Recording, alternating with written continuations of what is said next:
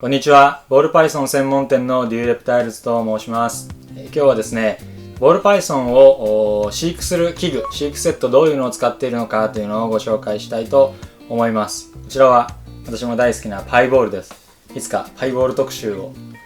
撮影したいと思います。まずはですね、ケージですね。ボール Python のお部屋をどういうのを使っているかというと、これはもう使われている方多いんじゃないかなと思いますが、ダイソーのシューズボックスナンバーワンというやつですね。100円なので圧倒的な安さです。で、レプタイルボックスという、アクリルの透明なものを使うこともあるんですけど、やっぱりその清潔に維持したいっていうのがあって、使っている中でこうなんていうか、ちょっと汚れがひどいとか、何かトラブルがあった時にはすぐ捨てられるような、新しいものに取り替えられるようなことでクリーンな環境を維持したいということもあって、ダイソーのシューズケースを使ってシューズボックスを使っています。もう非常に優秀です。ツイッターとか見てたり、あるいはインスタなんかを見ていてもこれ使われてる方本当に多いので、人気だなと思います。うちもですね、よく行くダイソーがあって、そこで大量注文するんですけど、200個とか頼むので、この人何の人なんだろうみたいな顔をされながら段ボールと台車で一緒に運んでもらったりしています。ケージはタブはそんな感じですね。あとは水入れも入れる必要がありますが、水入れはこれもダイソーですね。今多分モデルチェンジして色が変わっているかもしれませんけど、陶器のもので、ここにこういうアクリルのプリンカップというかアクリルカップに水を入れて、ここに入れて使っています。これで飲むんですけど、これだけだとこう飲んでる時とか体巻きつけてる時にひっくり返してしまうことがあるので、こういう重みのあるもので、支えてやっています。じゃあなんでこれだけでやらないのかというと、掃除が大変だからですね。もちろんその定期的には掃除をしますけれども、何ですかね、ちょっと汚れてるとかお水がないとか、フルメンテの日ではない時とかにはもうこれは再利用せずにポンポン捨てて、いつもクリーンな環境を整えられるようにしています。水入れってタッパーを使われたり他のものを使われている方はすごくわかると思うんですけど、この中に糞をしたりとか、ここにゴミとか体の鱗とかがあるんで結構汚れるんですね。周りがいくら汚れてもいくら汚れてもってことはないですけど、周りが汚れることはまた別として、中が汚れる、水飲みの水が汚れるのは避けてあげたいので、こういうのだともう気づいたらすぐにクリーンな水をあげられるので、こういうものとか、あるいはこれ品切れの時とかですね、こういうものを使ったりしています。これはホームセンターとかで売ってる塩ビパイプのキャップですね。うちでは75、ベビーには75パイのものを使っています。これの場合はこれをもっと浅いものに変えて入れています。こんな感じですね。水入れとタブはこんな感じ。あと餌をあげるときはうちはこういう鉗子を使ったり、あるいはこういうピンセットを使ったりしています。基本的にはバンブーピンセットっていうのがあって、そういう木材、竹のものの方がボール Python の怪我がなくて良いかなと思います。これからボール Python を飼ってみようかなと思われる方は、いきなりこういう金属のものを使うのではなくて、柔らかいものを使って、でボール Python が餌と間違えて、飛んできても怪我をさせない、鼻に当てて、怪我をさせないような素材の柔らかいものを使ってあげるといいと思います。うちみたいにたくさんになってくると、消毒の観点からこういう金属の方が都合が良いので、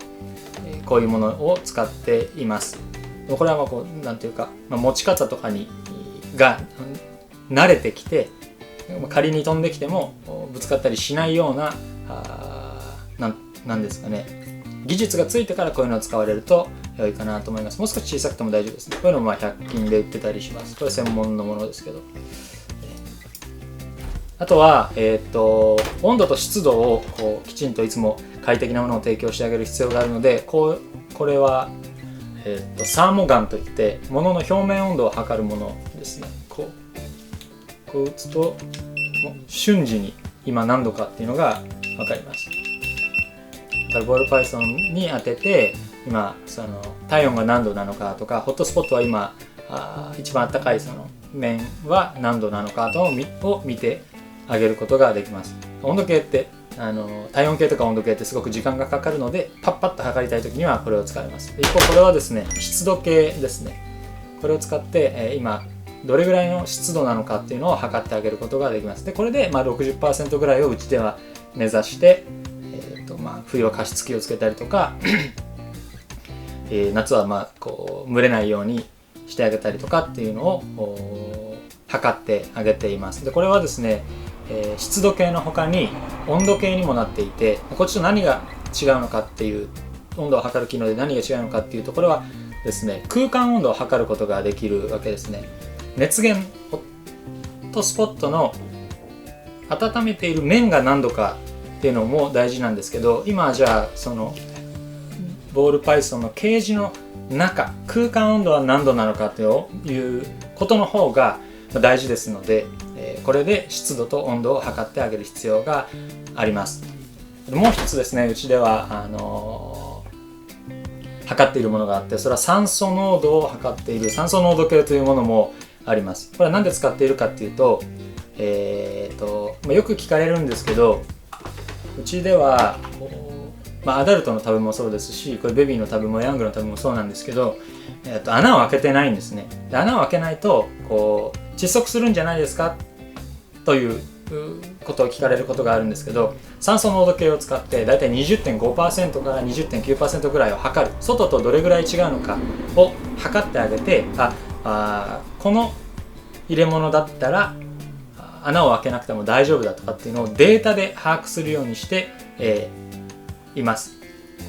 開いてた方がいいんじゃないだろうかとか、開けなくていいんじゃないだろうかっていうのをその感覚で判断するんじゃなくて、ベビーがこのタブの中に入って、またこういう蓋もした上で呼吸をするので、酸素と二酸化炭素を交換するわけですよね。でその状態でどれぐらいの酸素濃度の変化があるのか、タブの外、普通の外と比べて中は高いことはないんですけど、植物じゃないので、下がってないかとかっていうのを全部判断した上で、この入れ物は大丈夫だ、このタブは大丈夫だ、このタブはダメだとかっていうのをデータで判断するようにしています。だから、酸素濃度でしょ、それから温度、それから湿度っていうのを全部数値化して、ヘビにとって一番いい環境を提供してあげるように心がけています。あともう一つ欠かせないのはこれですね、消毒薬。うちでは次亜塩素酸水というものとアルコールを使っています。アルコールは器具とかメンテナンスグッズとか生体に直接触れる恐れのないものに関しては、まず一回アルコールで消毒をします。で、生体に触れる可能性のあるものに関しては、この次亜塩素酸水を適正な ppm、 その濃度のことを ppm で測るんですけど、 ppm で測って、50ppm で、中をこう拭いたりするときは 50ppm でとか、あとはですね、洗った後のものは、もうちょっと強い100とか200とかでとか、完全に消毒する必要があるものは 500ppm でもう原液で、匂いを取ったりとか消毒をしたりとかっていうのを、これもまた数値で管理して、取り組んでいます。でこの次亜塩素酸水っていうのはですね、こうなんだっけな、水と食塩から作るんだっけな、確か。それをこうなんか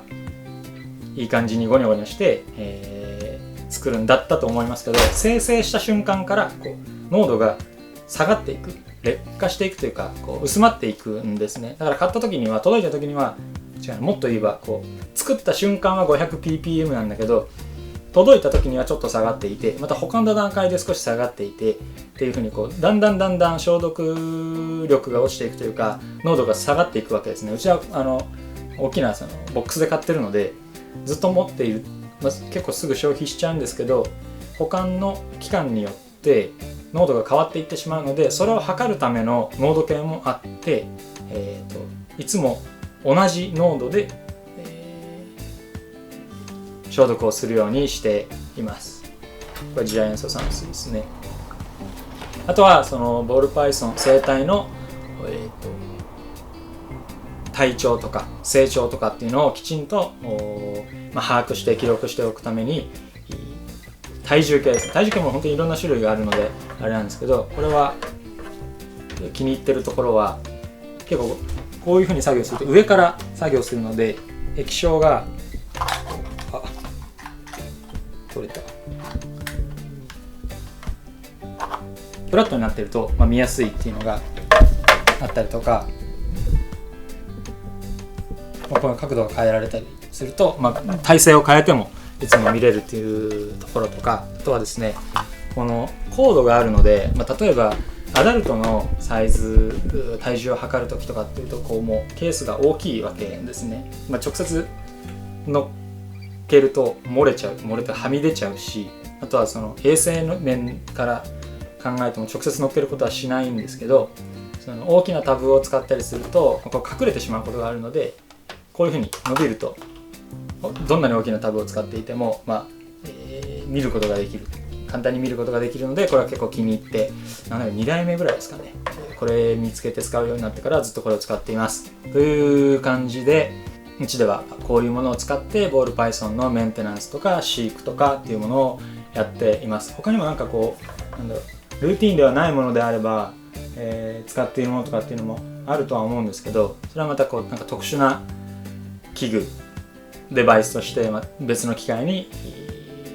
ご紹介できればいいなと思っています。こういうもので育てられているのがこういう生態ですね。今日はボール Python